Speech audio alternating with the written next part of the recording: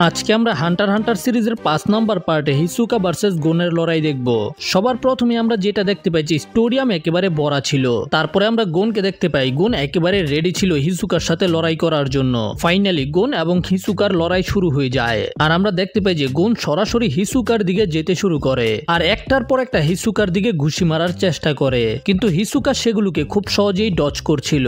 তখন হিসুকাও গোনের উপরে অ্যাটাক করে, যেটাকে ডজ করে গোন পিছনে চলে আসে আর হিসুকা গোনকে বলে যে ম্যাচ শুরু হওয়ার পর থেকে তুমি আমাকে এখনো আমার জায়গা থেকে নড়াতে পারোনি। আর এটা শোনার পরে গোন আরো বেশি মোটিভেটেড হয়ে যায় হিসুকাকে হারানোর জন্য।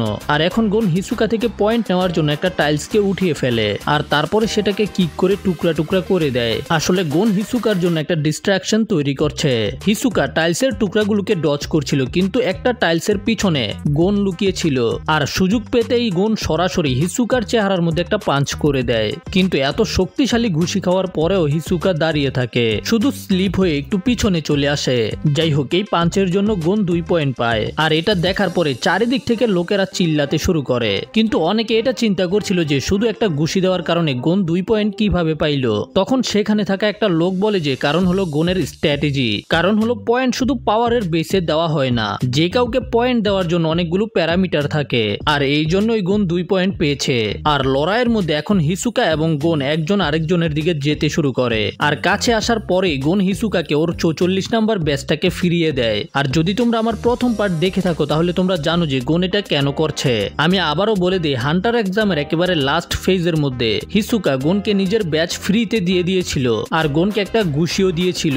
আর হিসুকা গোনকে বলেছিল যদি গোন হিসুকাকে এইরকম একটা ঘুষি দিতে পারে তখনই গোন হিসুকাকে ওর ব্যাচ ফিরিয়ে দিতে পারবে। হিসুকা নিজের ব্যাচ নিয়ে নেয় আর ওরা দুজনে একসাথে আবারও ফাইটিং পজিশনে চলে যায়। আর তার আগে হিসুকা গোনকে ওর ন্যানের টাইপ সম্পর্কে জিজ্ঞাসা করে, কিন্তু গোনের জবাব দেওয়ার আগেই হিসুকা বলে দেয় যে গোন একটা ইনহ্যান্সার। এটা শোনার পরে গোন অনেক অবাক হয়ে যায় যে হিসুকা কিভাবে জানলো। তখন হিসুকা বলে যে হিসুকা কিভাবে জানতে পারলো যে গোন একটা ইনহ্যান্সার। আসলে মানুষের আচরণ দেখেই বোঝা যায় যে তাদের ন্যান টাইপ কি হতে পারে। হিসুকা বলে যে যারা ইনহ্যান্সার তারা অনেক বেশি সিম্পল মাইন্ডেড হয়ে থাকে আর যাদের ন্যান টাইপ ট্রান্সমিউটার তারা বিশ্বাসঘাতক হয়ে থাকে, যেমন হলাম আমি। আর যদি বাকিদের কথা বলি তাহলে অ্যামিডাসদের রাগ অনেক তাড়াতাড়ি আসে এবং ম্যানুপুলেটররা অনেক বেশি তর্ক করে।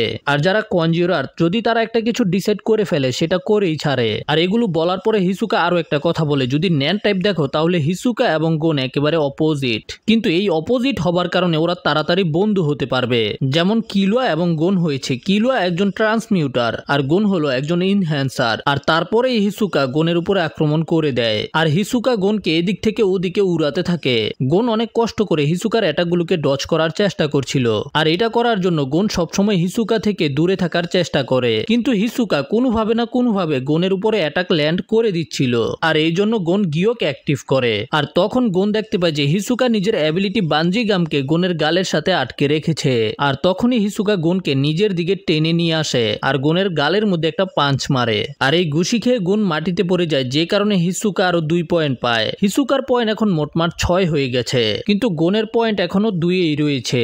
গোন আবারও নিজের পায়ে দাঁড়িয়ে যায় আরো মার খাওয়ার জন্য। হিসুকা গোনকে বলে যে আমি আমাকে একটা ফ্রিতে ঘুষি মারতে দিব যদি তুমি আমার প্রশ্নের সঠিক উত্তর দিতে পারো। হিসুকা প্রশ্ন করে, এটা বলো যে আমি তোমার গালের মধ্যে বানজি গাম কখন লাগিয়েছি। আর এই প্রশ্ন করার পরে হিসুকা গোনকে অপশনও দেয়।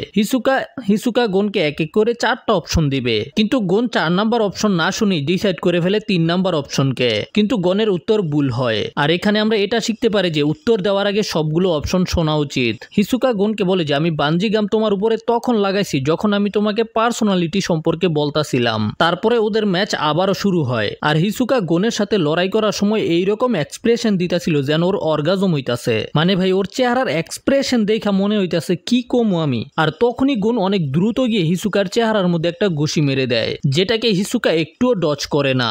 গোন একের পর এক হিসুকার গালের মধ্যে ঘুষাইতাছিল, কিন্তু হিসুকার তো এতে বালা লাগতাছিল, ওর অর্গাজম হইতাছে। কিন্তু এটা বেশিক্ষণ চলে না, হিসুকার অর্গাজম শেষ হয়ে যায় আর গোন একটা ঘুষি খায়। আর তারপরে গোনকে আবারও বানজি গামের মাধ্যমে টেনে ওর গালের মধ্যে আরো একটা ঘুষি দেয়, কিন্তু গোন অনেক কষ্ট করে এই অ্যাটাকটাকে ম্যানেজ করে। তারপরেও গোনের অবস্থা খারাপ হয়ে যায়। যাই হোক, এই অ্যাটাকের পরে হিসুকার মোটমাট 9 পয়েন্ট হয়ে যায় আর গোনের এখন পর্যন্ত পয়েন্ট হয়েছে মাত্র 4। জিতার জন্য হিসুকার প্রয়োজন মাত্র 1 পয়েন্ট আর গোনের প্রয়োজন 6 পয়েন্ট। আর এই 1 পয়েন্ট পাওয়ার জন্য হিসুকা গোনের সাথে চালাকি করে। হিসুকা গোনকে একদিকে তাকানোর জন্য জন্য ইশারা করে। আর যখন গুন সেদিকে তাকায় তখন গুনের চেহারার মধ্যে গিয়ে একটা টাইলস লাগে। আসলে হিসুকা বানজিগামের সাথে টাইলস লাগায় গুনের চেহারার দিকে মাইরা দিছে। আর এতে হিসুকা আরো 1 পয়েন্ট পেয়ে ম্যাচ জিতে যায়। হিসুকা জিতার পরপরই রিং ছেড়ে যেতে শুরু করে দেয় আর গুনকে একটা অ্যাডভাইস দিয়ে বলে, যদিও তুমি কিছু মাসের মধ্যে অনেক বেশি ইমপ্রুভ করেছো কিন্তু এখনো তুমি অনেক বেশি দুর্বল। হিসুকা গুনকে বলে, আমি আর তোমার সাথে হেভেন্স আরিনার মধ্যে লড়াই করতে চাই না।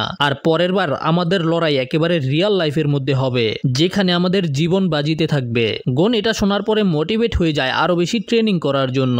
আর ম্যাচের শেষে রেফারি ইন্টারভিউ দেয় যে সে হিসুকাকে বেশি পয়েন্ট দিয়েছে কারণ সে চায় না যেন গুন মারা যায়। যাই হোক, এখন গনের হেভেন্স আরিনাতে আসার যে উদ্দেশ্য ছিল সেটা কমপ্লিট হয়ে গেছে।